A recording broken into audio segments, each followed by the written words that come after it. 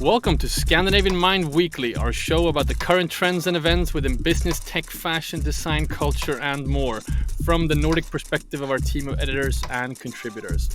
Today on the program, crypto clubs. What does a members-only club look like in the age of decentralization? Also, more crypto. Stealing crypto is a challenge, as the latest story about Ronin network shows. And our issue 3 continues to roll out. We talk about our cover story with Nora Bavey and some more developments in our distribution. I'm Konrad Olsson, editor-in-chief and founder of Scandinavian Mind. And I'm here with comeback boy Roland Philippe Kretzschmar, editor-at-large, and junior editor Erik Sedin. Guys, good morning. Good morning. Morning. Welcome back, Roland. I brought back the sun.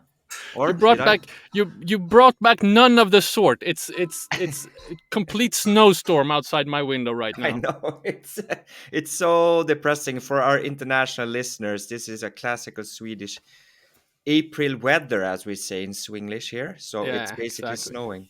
But you ducked that a week ago by going to Palma de Mallorca. Yes, fantastic. Give us just a brief capture of before I get too envious. Basically food, drinks, art, food, drinks. That's it. That was the weekend. It's a pretty vibrant art community down there. It's something I look forward to you talking about on the Konst podcast. Yeah, no, definitely. And big shout out to my friend Edin Kjellvert, who runs Dusty Deco. He has an amazing showroom down there, 680 square meters, palatial showroom, 6-meter ceilings, and just packed with art, design, furniture. So if you're into design and art, give him a shout. Visit his showroom when in Palma de Mallorca. Yeah, it was eye candy all over when you were there on your stories and social feeds. Also, Erik, you've been traveling, making the rounds in Scandinavia. Just came back from Copenhagen. There's a story there you're covering, which currently has an embargo. We'll come back to that. But what was your impressions from the Danish capital? Really nice to just gather a bunch of journalists and sit shoulder to shoulder at a long table and talk loudly. Really great. I was. That's one thing that I've learned recently is not only like these low price airlines, also like the regular ones. You can't bring a carry-on bag anymore. You can only have like a small backpack. Because I was going there with our issue 3. I had one big bag, like filled to the brim, weighing probably like 25 kilos. And when I got to the gate, they're like, "Oh, you have to pay for that." So I don't know if you guys knew that, but this was Scandinavian Airlines. Yeah, so I think everything kind of, it's up in the air, so to speak, in terms of the services that the airlines are providing right now. They are definitely having a hard time. And Erik, just send me the receipt. We'll take care of it. So Konrad, what have you done? Working. I have nothing exciting to report other than to perhaps plug my interview at the Heja Framtiden podcast. Heja Framtiden, run by our good friend Christian from Essen, Swedish podcast about all things future. I was there talking about our new issue and digital fashion. So I guess that's a plug of sorts and something to recommend for our listeners, our Swedish listeners at least. Yeah, we like the future. We like Christian, right? So. We do. We certainly do. All right, let's jump into the first story here. We're talking about crypto clubs, and this is something that's been talked about as as the world of NFTs has been making the rounds the last year. Roland, you've been looking into this. We've talked before about sort of the idea of utility NFT, but there's a new project on the horizon. What have you been reading up on? Yeah, so. You're right. Utility NFTs. So basically NFTs that are smart contracts, you can say, right? So there is this new kind of social club called Friends with Benefits. And it's been called kind of decentralized Soho house or a VIP lounge for crypto's creative class. And, it operates like any members club, basically. So, membership is selective, vetted, tiered. And you have to submit a written application. It's reviewed by a committee. etc. Right? So that structure is the same as any members club, and only 20% of applicants are admitted. But the difference here is that it's all, not all actually, it's mostly online, and you have to buy FWB tokens. That's basically the club's cryptocurrency that you use. So when you are granted access as a member, you then need to pay 75 FBW tokens, basically around $4,000. And that grants you access then to all Discord chat rooms. Woo, that's exciting. All right. the Soho lounge of the new era. So I'm starting suddenly to feel a bit old here. But okay, so $4,000 gives you access to all Discord chat rooms, but it actually also gives you access to physical chapters in New York, Los Angeles, and London. I think this is where it gets interesting, right? And I would not be surprised if Soho House, where I'm a member, would introduce somewhat similar, their own currency, etc. So yeah, listen, I may be not the typical audience for this, because I actually like still to meet physically, have a drink, and chat. But for the new crypto generation, I think this must be the hottest club of the year.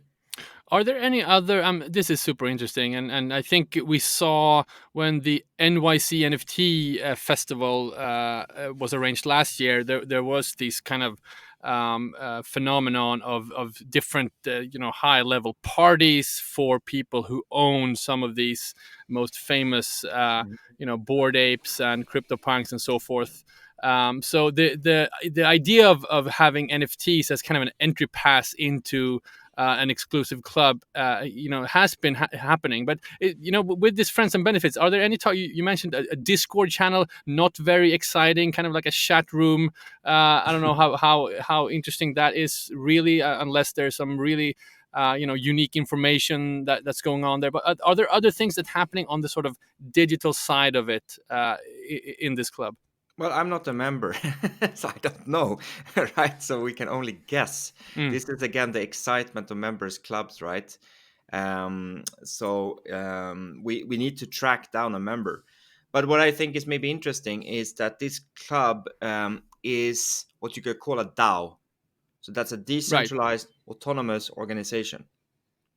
And they just recently closed an investment round where Andreessen Horowitz, one of the superstars of venture capital, invested. And they defined this, it's an internet native global collectives that share resources, build products, and work together towards common goal.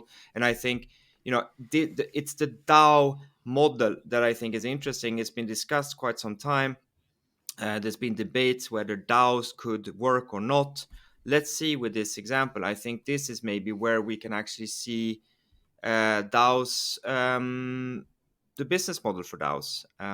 No, super interesting. I think there was a story the other day as well about some of famous celebrities in Hollywood, Gwyneth Paltrow, Mila Kunis, etc., also creating similar clubs, arranging digital gatherings and so forth around some of their NFT projects.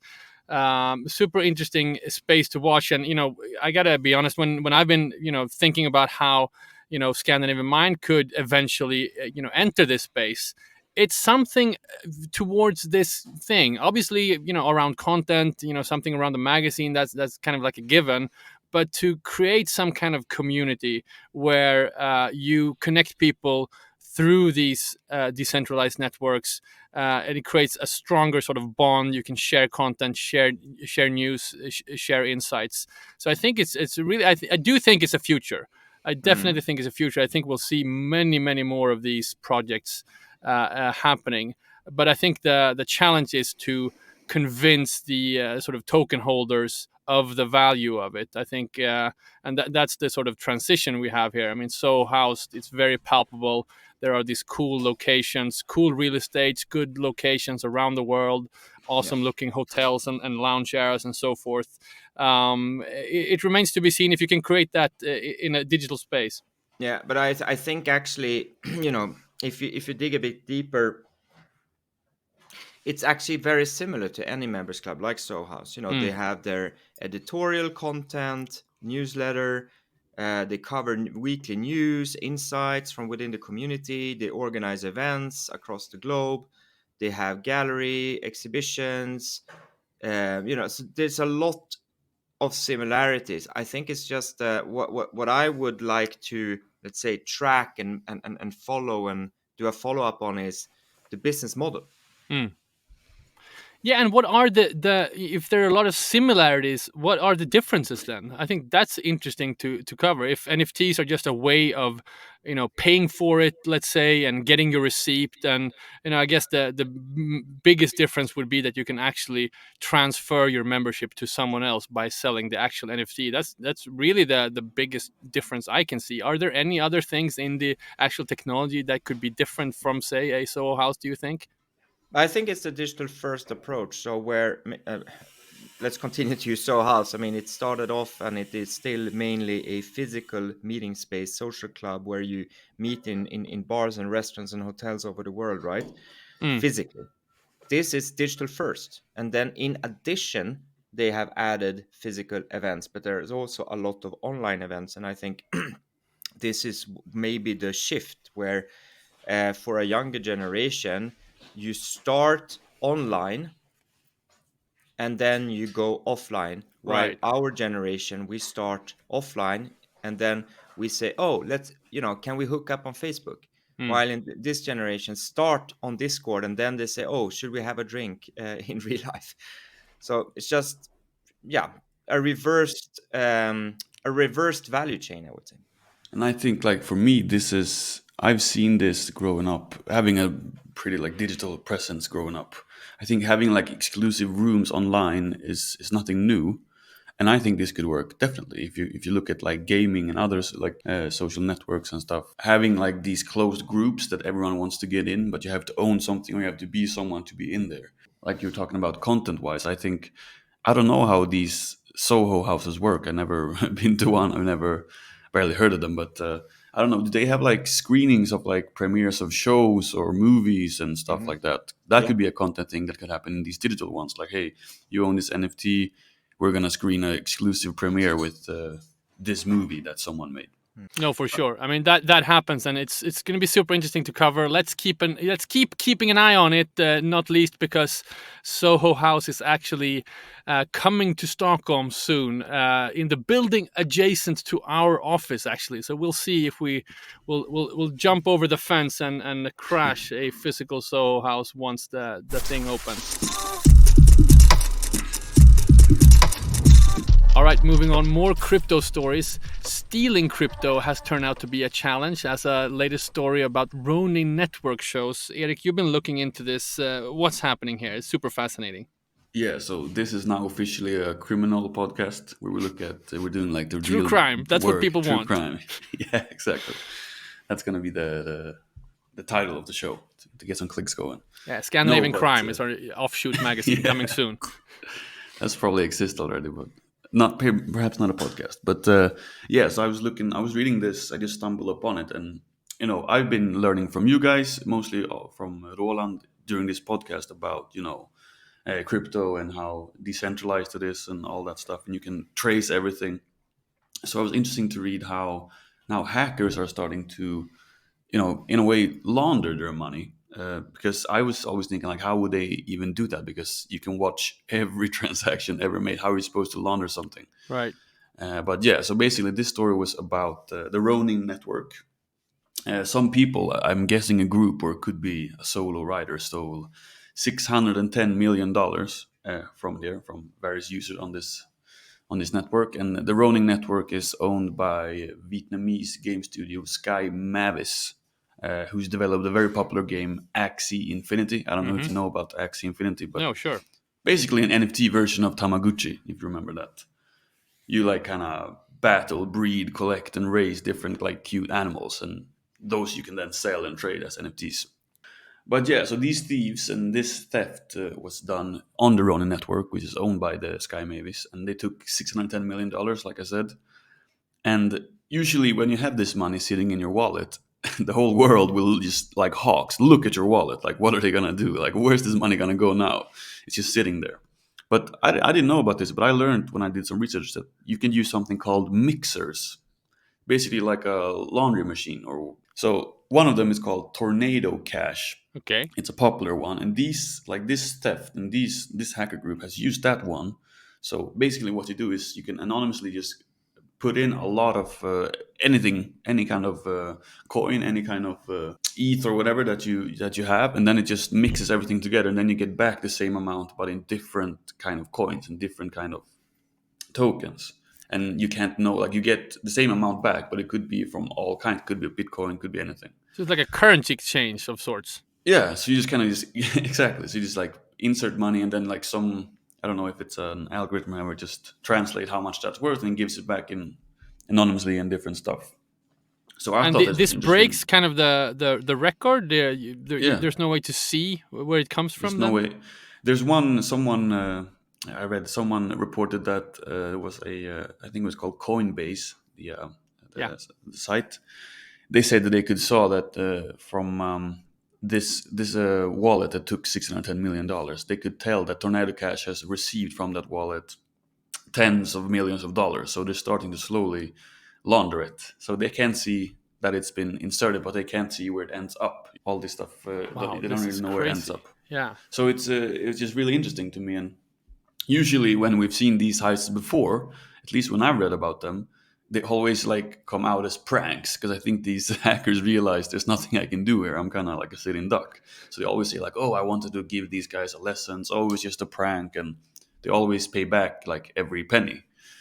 But this is quite interesting. These guys, or this solo rider, we don't know, is starting to like actually try to launder this money. And I think this is like, if we look at normal traditional banks, like the bureaucracy and stuff now has probably been changed a lot since like the born of these banks, extracting money, like putting money in.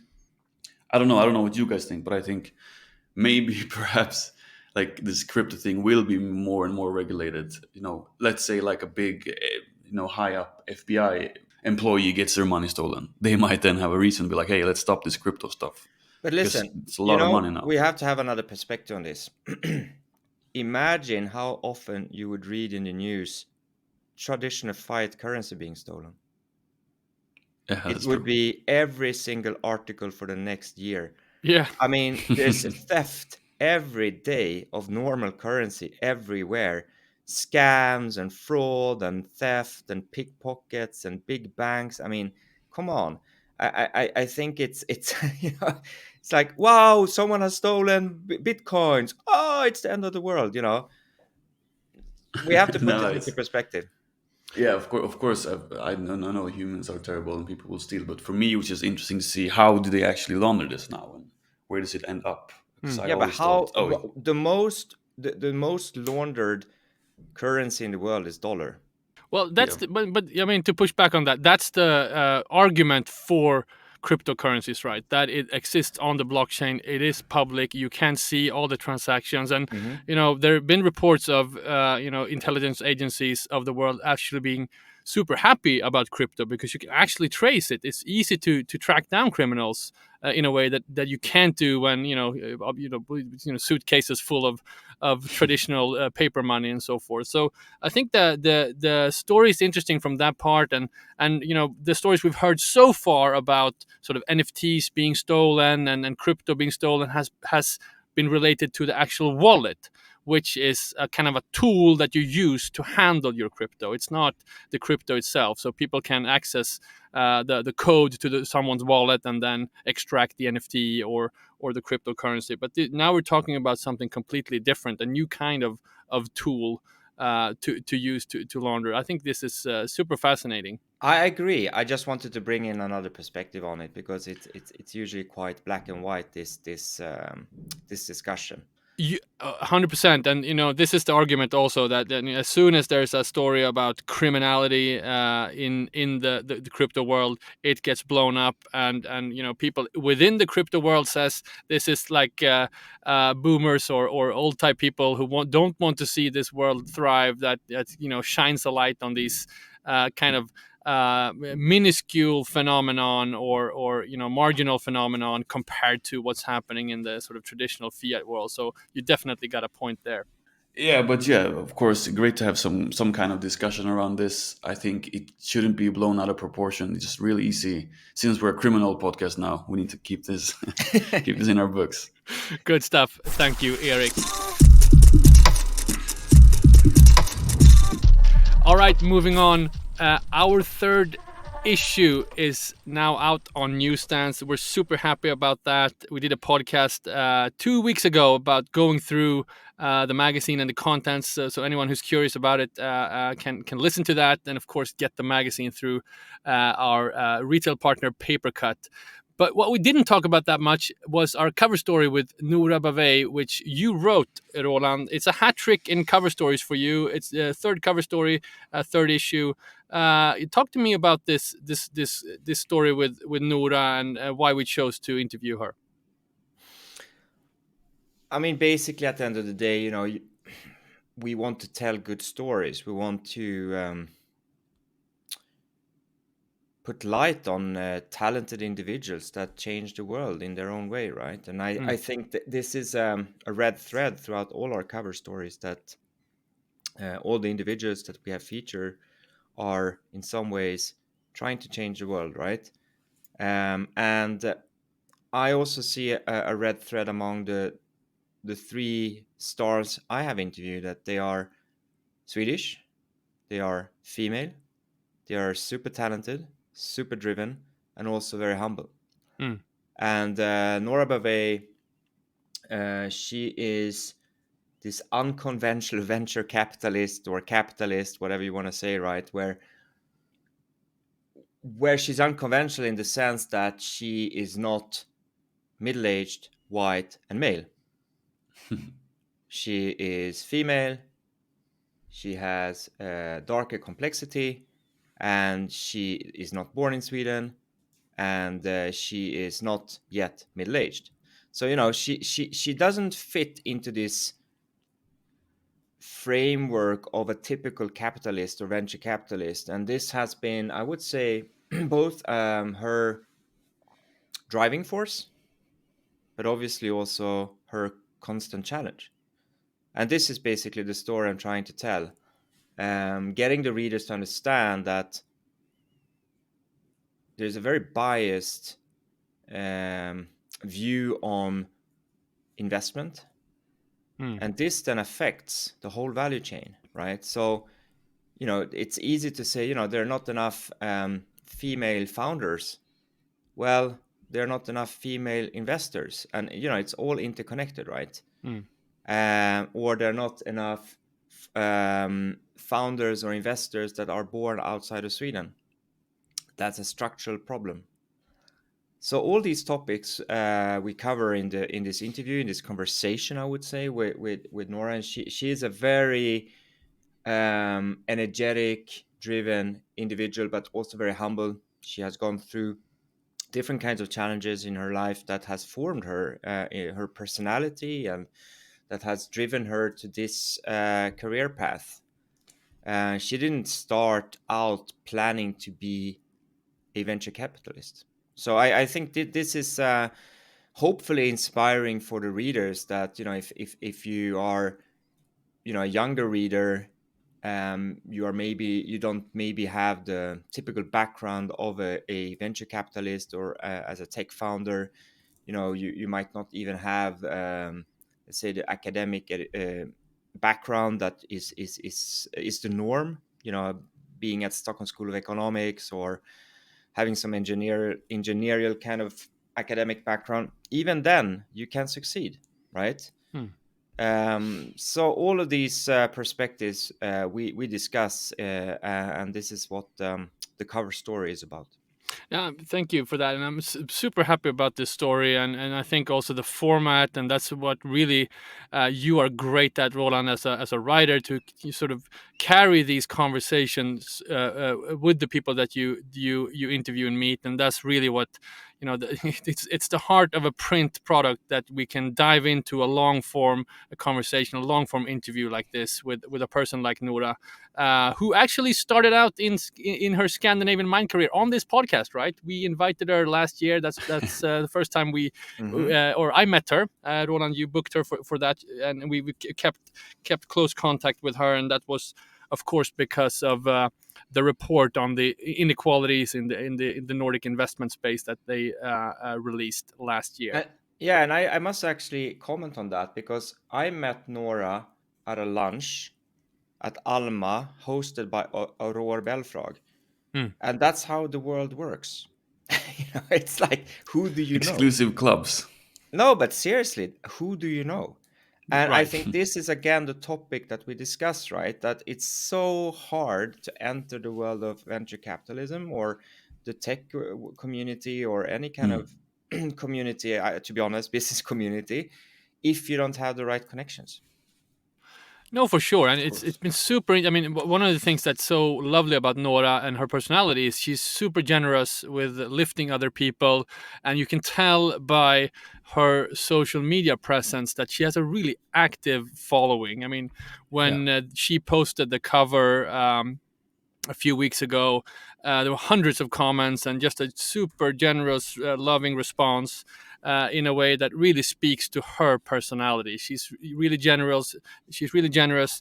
She wants to sort of dust up engagement around herself. She lifts other people, and in doing so, people really lift her as well. So that's super interesting for us to see. And I'm just super happy with lovely photographs as well by Lou Wallström. A great contrast to our other digital avatar cover with Kerry Murphy. So wonderful contrast there. No, I agree. I love the photographs. They are raw, they are genuine, they portray her personality really, really well. And I think they stand in contrast not only to the other cover of this issue, but actually to all other covers, and also to the kind of the imagery that we usually have in the printed issues. Yeah, it's our first smile cover. It's our first smile on the cover. And listen, that's a life hack. I at my work, there were some photographs taken, like press photographs taken last week. I smiled on every photograph, and people should smile more often. Seriously, it's smitten. Smiles. It's like the OG life hack, like the oldest one. Exactly.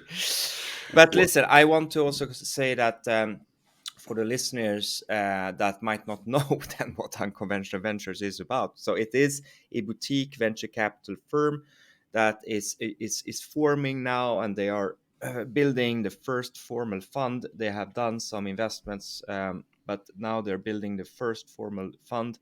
And they only invest in companies that are driven by female founders or founders from other ethnic backgrounds, or that might be born outside of Sweden or Scandinavia, or that come from different socioeconomic backgrounds. So it's not the first fund in this segment, and but I would say Backing Minds, another venture capital firm that has also positioned themselves as kind of finding these founders from different backgrounds that are not molded into the VC tech community.